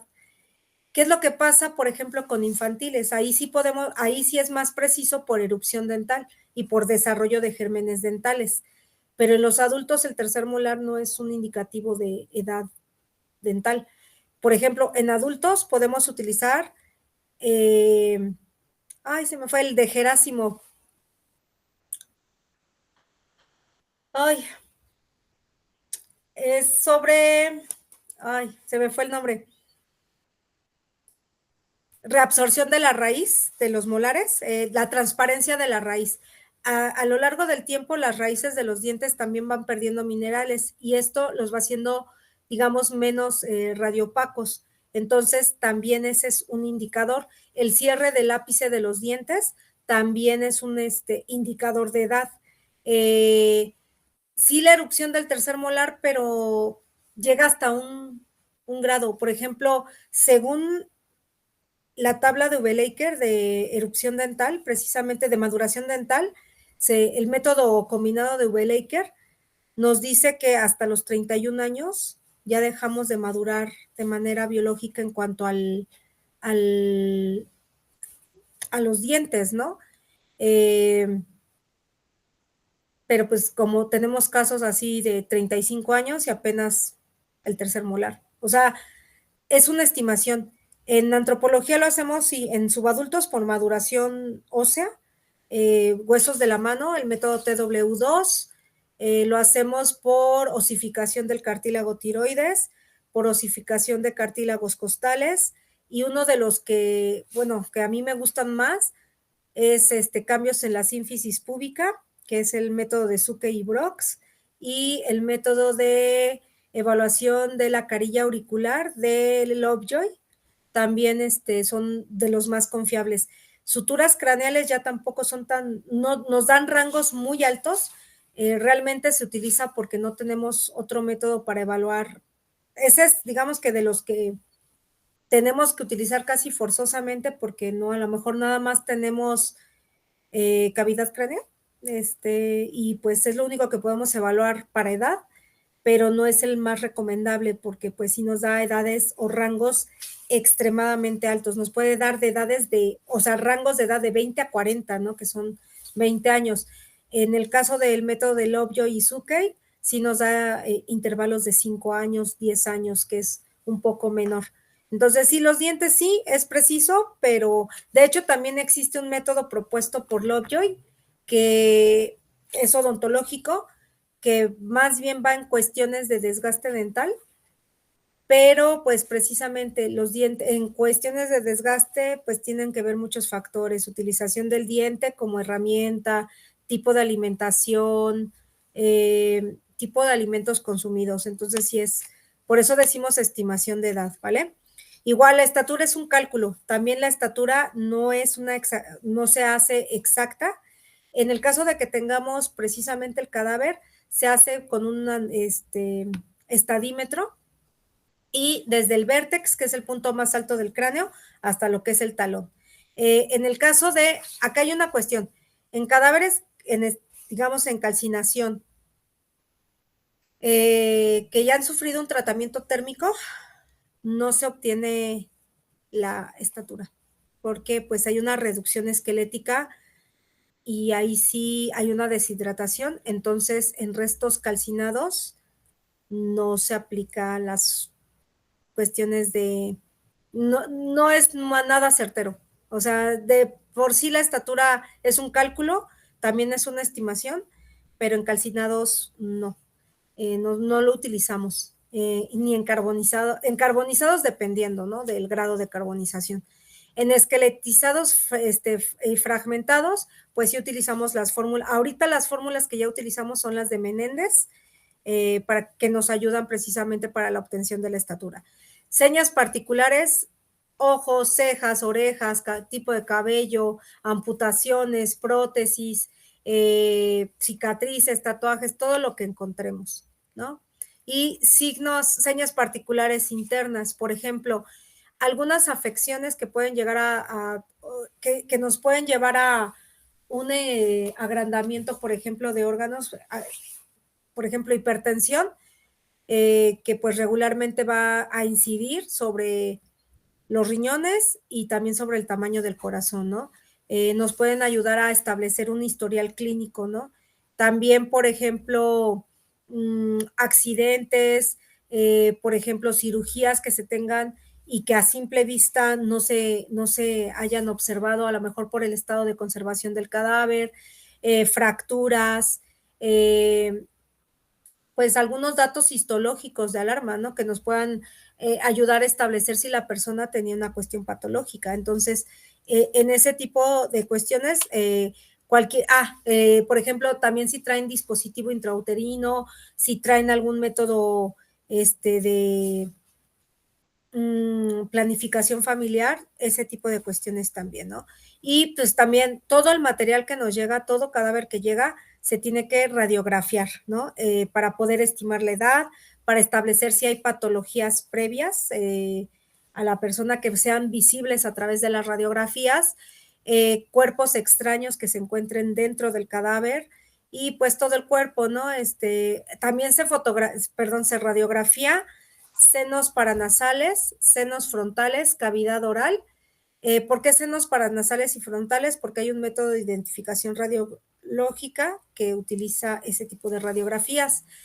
Cavidad oral, precisamente, uno, como lo comenta la compañera, precisamente para poder establecer la edad odontológica, ¿no? La edad biológica del individuo. Y pues toda aquella por ejemplo, si vemos que hay alguna malformación o que si alguno de las extremidades presenta, por ejemplo, alguna malformación, puede ser que sea una fractura antemortem. Y también las fracturas antemortem nos pueden dar un indicativo pues de identidad, ¿no? Entonces, voy a presentar las cédulas.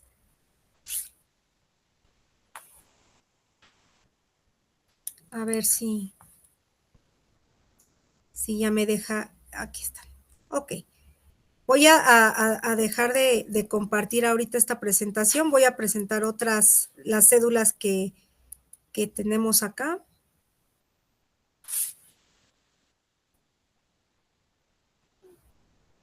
Un minutito porque sí, anda aquí como que no quiere hoy el Meet.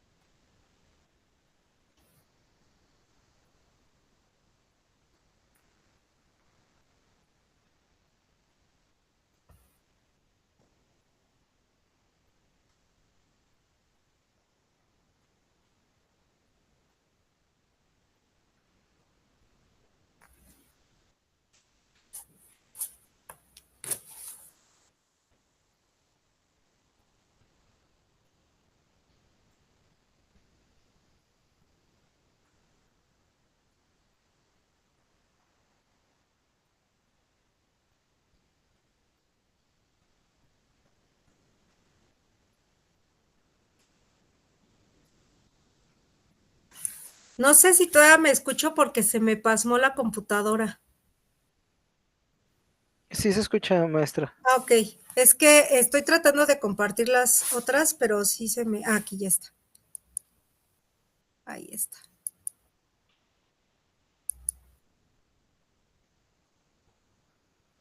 Igual creo que aquí se ve.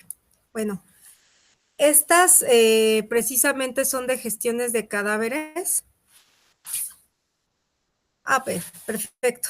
Creo que ahí se ve bien. Estas precisamente son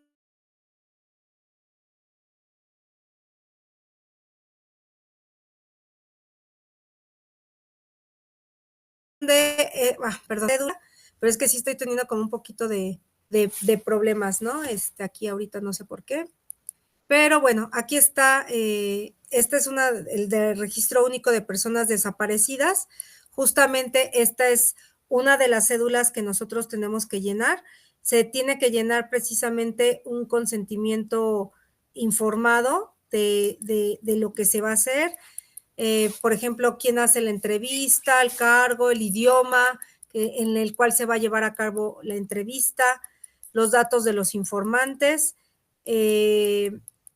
igual qué parentesco tienen.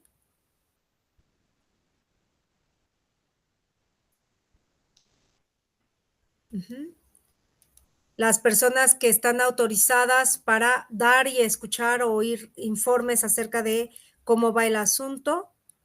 Todos pueden haber hasta 2, y lo que es el consentimiento informado, ¿no? Que es la información solamente para transmitir esta información con fines de identificación y búsqueda del familiar o del amigo, ¿no? Entonces ahí se pone quiénes son los que están dando los datos, el parentesco, y pues es lo que les comento, ¿no? Muchas veces dentro de la entrevista se tiene que dar precisamente con los hechos, ¿no? Cuáles fueron los hechos, cuántas personas están relacionadas con los hechos, se dan los datos de la persona desaparecida. En el caso de esta cédula, sí viene un poco más con información con un lenguaje un poco más coloquial, para que pues las personas nos puedan entender, ¿no? Nos tengamos esa parte de comprensión, ¿no? Entonces aquí vemos desde el nombre, nacionalidad, nombre de padre, de madre, si es mujer, si está embarazada, si está si está gestante, si se sabe si el bebé ya ha nacido, si se tiene algún conocimiento acerca de la persona, ¿no? Pues los domicilios que tengan, si tenemos documentos de identidad, ocupaciones, afiliaciones, antecedentes judiciales. Sobre todo esto de los antecedentes judiciales muchas veces sí pues nos llega a servir, ¿no? Datos de la desaparición, cuándo fue la fecha, la última fecha en la que se le vio, quién fue la última persona que lo vio, en dónde lo vio, y las descripciones del hecho. Y a veces este es el tipo de cuestiones por las cuales las personas se ponen un poquito mal, ¿no? La descripción física externa, estatura, complexión. Si se fijan, aquí vienen poquitos datos, pero es porque precisamente para no meter datos antropométricos como más complejos, sí se tiene que hacer fichas o cédulas un poco más sencillas de contestar, ¿no? Modificaciones en cejas, particularidades. De todas maneras, estas cédulas se las hago llegar para que las tengan. Igual el protocolo Minnesota. Y pues color de ojos, ¿no? Color de ojos, todos los antecedentes médicos que se puedan obtener de las personas, enfermedades mentales, enfermedades de la piel. Otra cosa es que también la gente desaparece por enfermedades mentales, a veces por la falta de tratamiento psiquiátrico, tienen crisis y se desaparecen y acaban viviendo como indigentes, ¿no? En situación de calle, perdón. Adicciones, información, otro tipo de información médica. Por ejemplo, muchos nos dicen que los ponen en granjas por cuestiones de adicciones, también eso nos es relevante, ¿no? Datos de vestimenta, descripción de la vestimenta, descripción del calzado, accesorios y objetos, documentos que pudo haber llevado consigo la persona desaparecida, señas particulares que tiene, desde cicatrices, amputaciones, lunares, callosidades, uñas mordidas, todo este tipo de características que nos ayudan, ¿no? Tatuajes, forma, color, tamaño. Ahora, pues no solo tatuajes, también hay escarificaciones, implantes subdérmicos. Todas esas modificaciones también las tenemos que poner, ¿no? Y este esquemita también nos sirve para que nos vayan indicando de manera gráfica en dónde se encuentran estas características particulares. Entonces, también esto nos sirve, ¿no? El historial dental, obviamente, el historial dental no es que es durante la entrevista, a veces, pues no, no tenemos una historia clínica dental, ¿no? Es acerca de lo que nos dicen los familiares. Y ausencias dentales, higiene, patologías, anomalías, y pues precisamente tenemos estos esquemas para pues establecer qué tipo de dentadura es la más parecida, ¿no? Tipos de perfiles, los hábitos que pueda llegar a tener la persona, por ejemplo, odontogramas para niños y para adultos, o para dentición mixta, porque también se puede dar que estemos tratando con un adolescente. Documentos, fotografías, o sea, que si tenemos historia clínica dental, radiografías, qué radiografías tenemos, fotografías, modelos de estudio, por ejemplo, los que les enseñé de dentales, y pues la historia genealógica. En este caso, pues es precisamente para la obtención de muestras genéticas para poder hacer el cotejo, ¿no? Saber de quién poder tomar la toma de muestras, ¿no? En el caso del registro de cadáveres, precisamente este es muy, muy similar, ¿no? Sexo, número de expedientes, si es indeterminado, edad con la que ingresa, el tipo de caso, o sea, cómo llega, la información que se hace del hallazgo, lugar y dirección, circunstancias, por ejemplo, si tenía alguna de estas cuestiones, si estaba atado, tipo de atadura, qué tipo de estudios se le realizaron, datos de la vestimenta, estado de la vestimenta, posición de las prendas, descripción de ropa y calzado, accesorios y objetos. Por ejemplo, en el caso del examen externo del cadáver, ¿no? Que cómo lo encontramos, completo, incompleto, carbonizado, quemado, osamenta, completa, incompleta, si está bien preservado, si tenemos el sexo o si lo determinamos, qué métodos para sexo, estimación de edad, estatura, se utilizaron para obtener esas variables, ¿no? El peso, si es que lo tenemos, cuánto mide el pie derecho, pie izquierdo, si es que lo tenemos, igual características de complexión, color de piel, tipo de cabello, y aquí vienen más características, porque esa descripción, pues ya la estamos haciendo nosotros, y es una descripción que tiende a ser un poco más completa, ¿no? Cejas, los ojos, si tiene lentillas de contacto, lentes intraoculares, prótesis, la nariz, la forma, vello facial, el tipo de boca, si están tatuados. Por ejemplo, en el caso del vello facial también se lo tatúa, ¿no? Proyecciones del mentón, pabellón auricular, si tenemos deformaciones. Y pues aquí tenemos también otro esquema para poder hacer la documentación visual de dónde se encuentra, ¿no? Igual condición médica, vemos qué es lo que nosotros podemos observar, si hay fracturas antiguas consolidadas, si hay implantes, de qué tipo de implantes estamos hablando, enfermedades sistémicas de la piel, probables hábitos, o sea, que se coma uñas, drogas, eso también lo vemos ya con el estudio de necropsia, ¿no? Características dentales, ¿no? Todo lo que es características dentales. Y pues esto que es el apartado de precisamente antropología forense, determinación de sexo, entre otras. Estimación de edad, estatura, características particulares.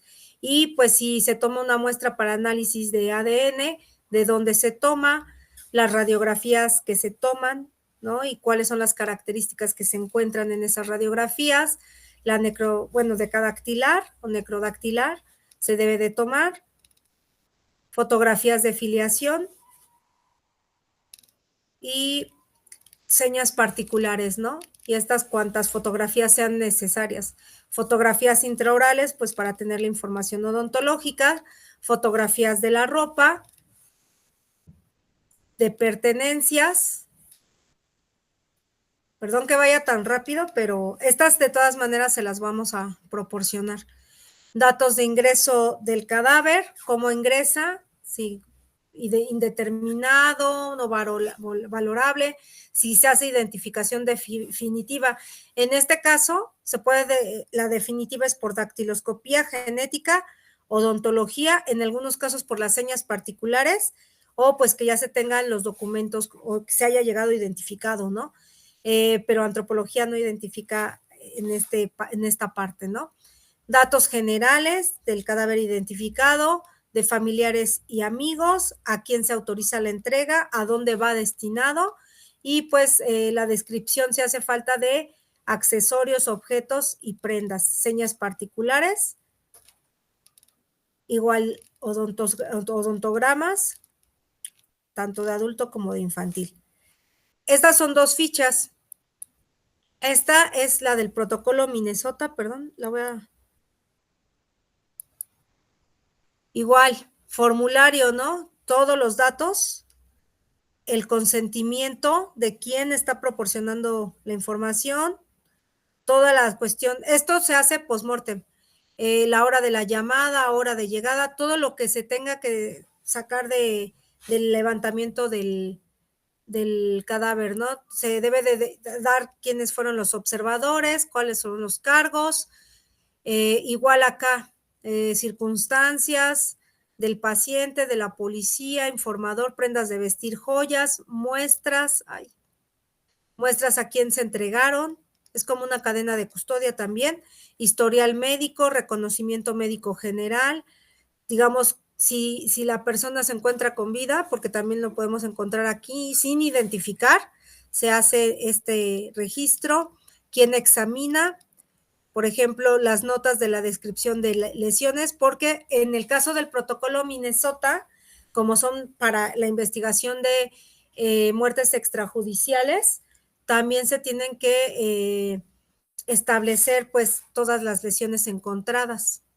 ¿no? Y aquí tenemos trayectorias de proyectil recuperado, herida, en dónde se encuentra, si es superficial, centímetros de dónde. Y acá nos dice fotografía de todas las lesiones, observaciones, ¿no? Igual el examen dental post-mortem, la oclusión, y pues en este caso el protocolo Minnesota lo hace médico forense. Este es para Interpol, este es para restos humanos no identificados. Igual parte del cuerpo que se está obteniendo, fotos tomadas, si hay efectos personales, huellas tomadas. Por ejemplo, en el examen si hace autopsia o necropsia. Interpol lo maneja como autopsia. Entonces, pues así lo maneja, ¿no? Dónde se encuentra el servicio médico forense, todos los datos del servicio médico forense, el examen dental, donde se realiza también, las muestras extraídas del cadáver, lista de datos, ¿no? Que se puedan llegar a obtener, y pues lugar de la catástrofe, tipo de catástrofe, porque este es en específico para catástrofes masivas. Entonces, aquí efectos personales, toda la descripción, y aquí ya viene pues en este formato PDF rellenable, calzado, y pues quién recoge, ¿no? Igual, efectos personales, viene así como ya un listado bastante completo. A mí me gustan mucho estas de Interpol, porque pues sí son un poco más descriptivas en cuanto a lo que tú puedes obtener, ¿no? Documentos de identidad, aquí trae pues la codificación, y pues se tiene que decir si es 99, pues qué tipo de documento es, ¿no? Pertenencias, aparatos electrónicos, estado del cadáver, si está íntegro, incompleto, señas particulares, y pues sí viene como también un listado completo, ¿no? Talla, peso, complexión, cabello, viene ya todo así como para solamente irlo rellenando, ¿no? Y es mucho más rápido también el llenado de un protocolo de Interpol. La descripción física de absolutamente todas las características, cuello, manos, uñas, pies, uñas, ¿no? Ascendencia, de hecho esta trae muchos más rasgos, ¿no? Huellas tomadas a partir de qué, técnica utilizada para tomar dactilares, técnica de revelado, procedencia de las huellas, y aquí también hay que decir de dónde vienen, ¿no? Igual, si encontramos cuestiones patológicas en estudio de necropsia o autopsia, en el caso de Interpol, Igual patologías, prótesis, sexo, indeterminable, y cuando no es determinable, pues se tiene que poner el motivo por el cual pues no es determinable. Muestras de ADN tomadas, de dónde es tomado, número de muestras, tipo, en qué estado, y pues información complementaria, ¿no? Igual para datos odontológicos, con qué nosotros obtenemos imágenes dentales, datos complementarios, estado del cuerpo, otros datos. Igual datos odontológicos, igual aquí, esto también se puede llenar. Todo está como muy automatizado en Interpol. Igual, información adicional, que pues esta ya es solo información adicional. Y pues esto es para de personas desaparecidas. Esto precisamente es como la de información antemortem. Igual si hay huellas, si lista de datos, y lo mismo, apellidos de origen, apodos, otros nombres, nacionalidad, estado civil, profesión, domicilio, o sea, todos los datos de las personas. Esto ya es la información antemortem. Y pues trae igual casi la misma información que los datos postmortem. Esta también es se llena casi sola. Si trae lentes de contacto, sí o no, si son de color, prótesis externas, joyas, ¿no? Tipo de tarjetas o datos, digamos, de identificación personal, pertenencias, y pues digamos, descripciones físicas, talla, peso, complexión y el cabello. Todos estos datos son exactamente iguales a los de los datos postmortem, igual, ¿no? Historial médico, si es que lo tenemos, implantes, prótesis, piezas artificiales, ¿no? Si tenemos el árbol genealógico, se realiza para saber de quién tomar precisamente las muestras, ¿no? Igual datos patológicos para cuestiones de ADN, y pues igual odontológicos, ¿no? Los de los que se tengan, ¿no? Y las imágenes que podamos llegar a tener radiológicas o en fotografía intraoral, descripción de las piezas dentales. Entonces, en este caso, pues sí son muy, muy similares, precisamente estas fichas, todas tienen como esa parte de poder llenarse. Interpol siempre va a ser mucho más, va a ser muchísimo más completa la ficha, precisamente por la urgencia de la identificación de los cadáveres. Y pues no sé si tengan alguna duda.